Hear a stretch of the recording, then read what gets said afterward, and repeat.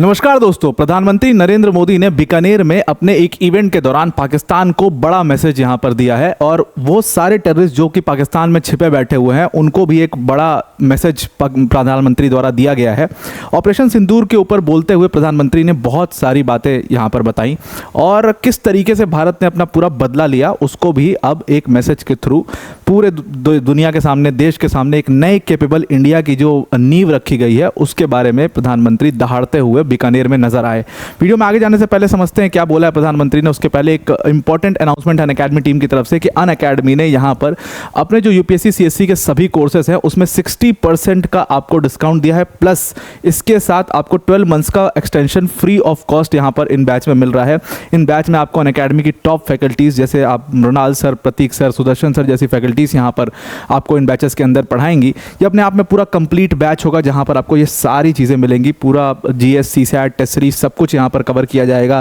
1-to-1 mentorship session होंगे, mains के dedicated test series आपको मिलेगी, डेडिकेटेड डाउट सॉल्विंग सेशन होंगे। ये सब कुछ आपको इन बैचेस के अंदर प्रोवाइड कर दिया जाएगा। इसकी लिंक डिस्क्रिप्शन हमने दे दी है। लिमिटेड टाइम के लिए ऑफर है, ऑफर आज ही खत्म हो जाएगा तो उसको आप ज़रूर से ज़रूर अवेल कर लीजिए। नाउ वीडियो में आते हैं अपने टॉपिक के ऊपर वापस। तो ऑपरेशन सिंदूर के ऊपर बोलते हुए प्रधानमंत्री ने कहा कि जब हम पर पहलगाम टेरर अटैक किया गया तो पाकिस्तान को और वहाँ छिपे बैठे सारे आतंकवादियों को ये लग रहा था कि भारत जो है वो चुप बैठेगा, भारत जो है वो हर बार की तरह डिप्लोमेसी करेगा, वो बातचीत करेगा और फिर पाकिस्तान के जो पॉलिटिकल महकमा है वो सब कुछ मैनेज कर लेगा बातचीत करके। ऐसा इस बार नहीं हुआ। इस बार हमने उसका मुंह तोड़ जवाब दिया। 3 दिन के अंदर पाकिस्तान जो है वो अपने घुटनों पर आ गया। तो प्रधानमंत्री ने इसी चीज़ के ऊपर बोला, उन्होंने कहा कि दुनिया भर ने आज देख लिया कि किस तरीके से जब सिंदूर बारूद बन जाता है तो उसका नतीजा क्या होता है। जब आप हमारे मुंह में उंगली डाल करके हमको बुलवाने की कोशिश करोगे तो फिर हम बोलेंगे नहीं, हम दहाड़ेंगे, हम उस तरीके से आपको रिएक्ट करेंगे जो आपने कभी उम्मीद भी नहीं की होगी।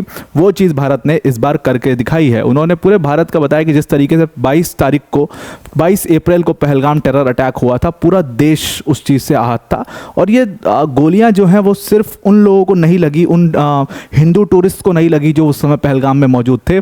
उन सब लोग को ये गोलियां लगी थी जो इस देश के वासी हैं, जो इस देश के लिए सोचते हैं, ज़रा भी सोचते हैं। हालांकि मैं सारे देश में रहने वाले लोगों को देशवासी नहीं बोल पा रहा हूं क्योंकि बहुत सारे देश के भीतर जो हैं वो दुश्मन आपको दिखाई दिए। पिछले कुछ दिनों में स्पाइस पकड़े गए। अभी आज भी हरियाणा के नूह से एक स्पाई को और पकड़ा गया है और वो फिर से वो जो है वो पाकिस्तान को इन्फॉर्मेशन सारी भेज रहा था और दोबारा से उसको पकड़ा गया है। तो ये सब देख करके आपका सीना छलनी हो जाता है। फिर आप एक वीडियो देखते हो एक्स रॉ चीफ की, एएस दौलत की, और वो किस तरीके से पाकिस्तान के सपोर्ट में बात कर रहे हैं। वो चीज़ अच्छी नहीं लगती, ऑब्वियस सी बात है।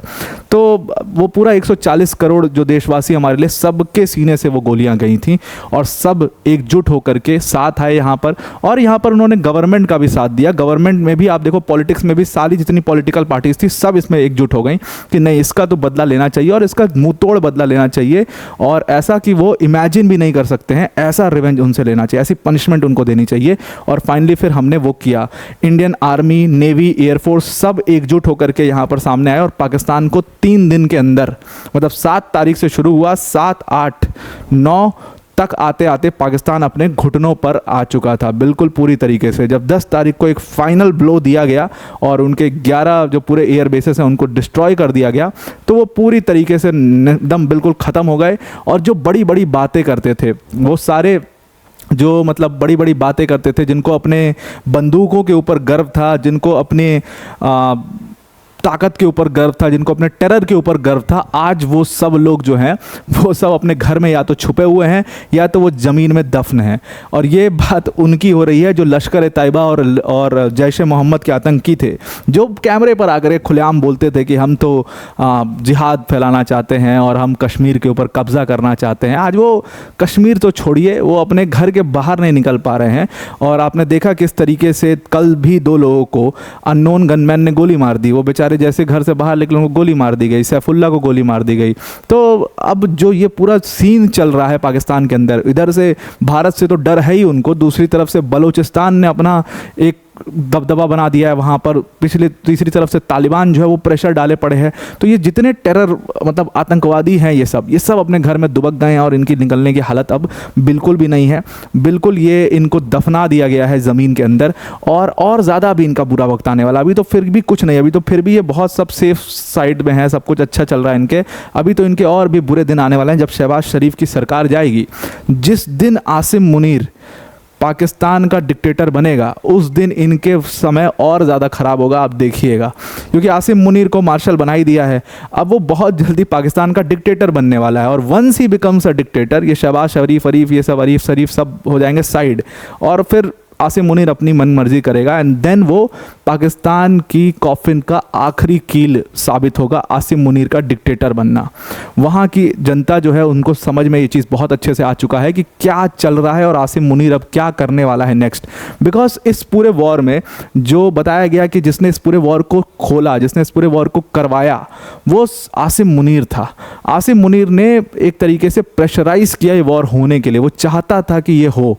और ये बात हमारे एक्सटर्नल अफेयर्स मिनिस्टर जयशंकर साहब ने बहुत खुल करके खुले मंच से इस चीज़ को कह दिया है। तो बीकानेर में उस इवेंट में नरेंद्र मोदी ने सारी चीज़ों के बारे में बात किया।